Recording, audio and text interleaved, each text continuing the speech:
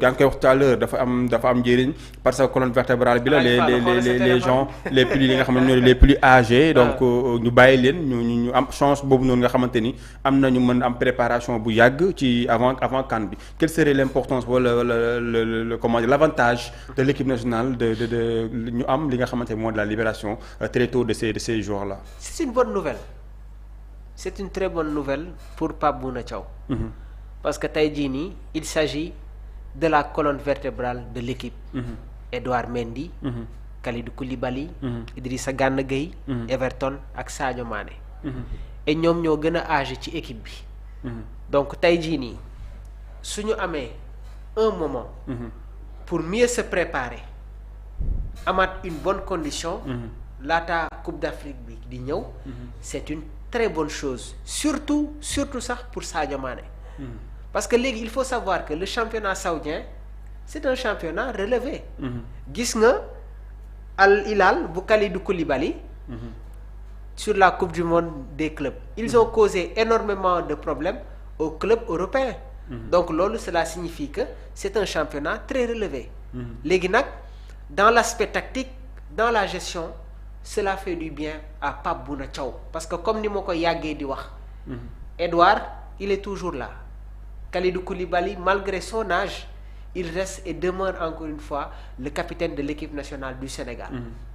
léegi nag à son âge il faut savoir comment l'utiliser waaye tamit muy bañ di def yenn effort yu bëri yi et bërki démb le doyen Conté bi mu fi toogee li mu wax mooy Kalidou par moment Moussa Niakhaté daf koy bàyyi trop muy dem au charbon parce que Moussa Niakhaté par moment dafay nekk dans une phase d'hésitation et c'est ça la réalité.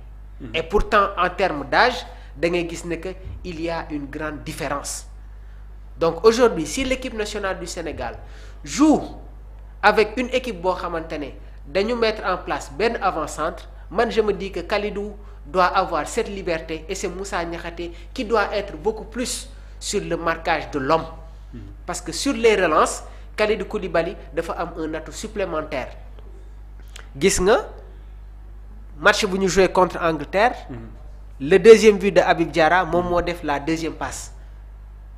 moom moo def la passe décisive sur le deuxième but de Habib Diarra permettant au Sénégal de prendre les devants après l'égalisation. bi ñuy joué fii nii contre le Soudan gis nga passe bi nga xamante ne moom la def Pape Matar Sarr. loolu nag li koy firndeel mooy man bi ma ko teelee seetaan sur la Coupe du monde des clubs je me suis dit que Kalidou a retrouvé les sensations il a retrouvé forme bi nga xamante ne moom la amoon bi muy nekk au Napoli et loolu ça fait du bien à l'équipe nationale du Sénégal. mais attention il y a des choses yoo xamante ne war nañ ko rectifier parce que contre le Brésil. il y a eu des failles défensives. parce que sur le deuxième but de Casemiro da ngay sentir que ne il n'y avait pas cette communication cette coordination entre Kalidou ak Moussa Niakhaté. et Sénégal du la première fois muy jël genre but yi mun naa la ci jox ñetti exemple bi ñuy joué contre Hollande Coupe du monde 2022 le premier but bi nga xamante ne Sénégal jël na ko genre bii la woon. bu ñuy football fii stade Abdoulaye Wade Diamniadio contre Algérie on avait pris ce genre de but là. contre la RDC bi ñuy joué ak ñoom fii faay yooyu noonu jotoon naa ko noté contre le Brésil ça se répète. donc je pense que nag l'équation actuellement c'est d'essayer de retrouver cet équilibre bi nga xamante ne amoon nañ ko diggante Kalidou ak ki nga xamante ne moom mooy Moussa Niakhaté mais je pense que ça ne va pas être un problème beneen mbir bi mooy Edouard Mendy sur les relances. beneen mbir bi mooy Edouard Mendy sur les relances football. dafa toll fenn foo xamante ne le gardien joue un rôle essentiel. et tey jii nii Brésil dafa am loo xamante ne ñu bëri bàyyi wuñ ci woon xel. mooy lan le Sénégal insiste toujours sur les premières relances surtout sur les sorties de balle et ça commence avec les relances de Edouard Mendy. et sooy xool Ancelotti loolu la njëkk a comprendre moo tax Mateusz Cunha li Nicolas Jackson. waroon def dans cette rencontre là Mateusz Cunha moo ko def empêchant les premières relances sénégalaise ñëw ci Edouard Mendy et gis nañ ne que Edouard ci match boobu noonu sur son jeu de pied il n'a pas été du tout bon léegi nag moom nan la koy rectifier parce que c'est un sportif de haut niveau c'est un professionnel et football toll na fenn foo xamante ne les gardiens dañuy jouer un rôle essentiel dans l'élaboration du jeu mais man je pense que Tony Silva mi ngi siy liggéey ak moom contre le Kenya on a vu quelques rectifications ci boobu les rencontres mais face aux grandes équipes attention sur le premier pressing léegi nag match boobu noonu lu tax ñu doon insister sur ces phases de jeu là parce que le Sénégal n'avait pas un avant-centre parce que bal boo sànni rek da ngay def double effort ndax il faut que nga dawaat au marquage récupérer ko ci milieu de terrain bi Idrissa Gana Gueye nous fait énormément de bien c'est ça la réalité parce que aujourd'hui Gana occupe à merveille le rôle de sentinelle sur ses sorties de balle sur encore une fois sa capacité de projection le cas de Sadio Mané démb maa ngi koy wax encore une fois sur les antennes de DS Sport ma ne leen Sadio mënaguñ ko génne ci équipe bi c'est ça la réalité le problème mooy nan la ñu war a utiliser loo Sadio et man je me dis que il peut nous être très utile dans le jeu intérieur encore une fois Sadio peut nous être très utile dans le jeu intérieur de par son positionnement moom ak Ismaïla Sarr léegi nag am na ay yenn équipes yoo xamante ne sooy football ak ñoom mais tu peux amener tes 4 avant-centres muy Iliman muy Sadio muy Ismaïla ak Nicolas léegi nag la philosophie du jeu la tactique du jeu le schéma du jeu peut changer selon match yi nga xamante ne da nga koy football face aux grandes équipes mënuñu ñëw jouer ak 4 attaquants donc il faut impérativement nga renforcer ton milieu de terrain et loolu soo ko defee l'entraîneur foofu dafay def des choix forts quand le Sénégal joue avec les grandes équipes dañu war a am 3 milieux de terrain et sànq wax naa la ko pour le moment avec le retour de Lamine Camara man jàpp naa ne que sur certaines rencontres dinañu gis un milieu Pape Alassane Idrissa Gana Gueye ak Lamine Camara léegi nag loolu su amee ci trio d'attaque bi Pape Thiaw foofu dafay jël ay responsabilités man je ne suis pas le coach parce que quand le Sénégal joue avec les grandes équipes dañ leen war a respecter c'est ça la réalité et Pape Thiaw a respecté le Brésil moo tax dans la première mi-temps indiwul 4 attaquants yi mais nag sur le rôle de numéro 9 foofu la ñu amee ay quelques déchets tactiques et aussi dans cette rencontre là Pape Matar Sarr n'a pas été à la hauteur yaa ngi may dégg donc entre Iliman entre Sadio entre Ismaïla parce que Nicolas moom man jàpp naa ne que moom mooy le numéro 9 actuellement c'est le titulaire indiscutable au poste de numéro 9 donc choix bi day nekk entre Sadio entre Iliman wala Ismaïla Sarr loolu nag du yow yaa koy décider du man maa koy décider du supporter yi ñoo koy décider entraîneur bi moom moo koy décider. Oui.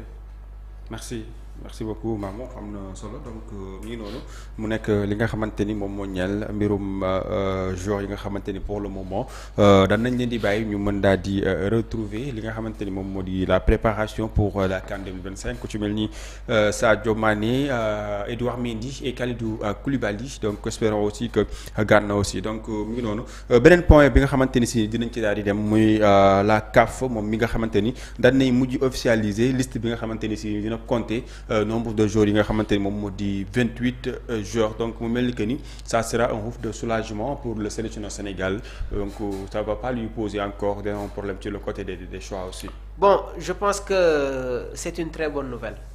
Le fait que CAF ñu élargir liste des joueurs yi nga xamante ne ñoom ñoo war a dem à la Coupe d'Afrique des Nations léegi nag comme niñ ko xamee ñun ñëpp il y a une pré-liste de 55 joueurs donc la CAF a officialisé l'élargissement des listes à 28 joueurs pour la Coupe d'Afrique des Nations 2025 bi war a am au 21 décembre 2025 au 18 janvier 2026 loolu nag mu nekk un soulagement majeur pour Pape Thiaw qui prépare les Lions du Sénégal léegi nag les nations qualifiées war nañu soumettre la liste définitive d'ici le 11 décembre avec 23 joueurs ak tamit yeneen joueurs supplémentaires yi nga xamante ne voilà avec 23 joueurs pris en charge par la CAF et les joueurs supplémentaires par la fédération pour plus de flexibilité face aux blessures et les calendriers chargés. C'est une bonne nouvelle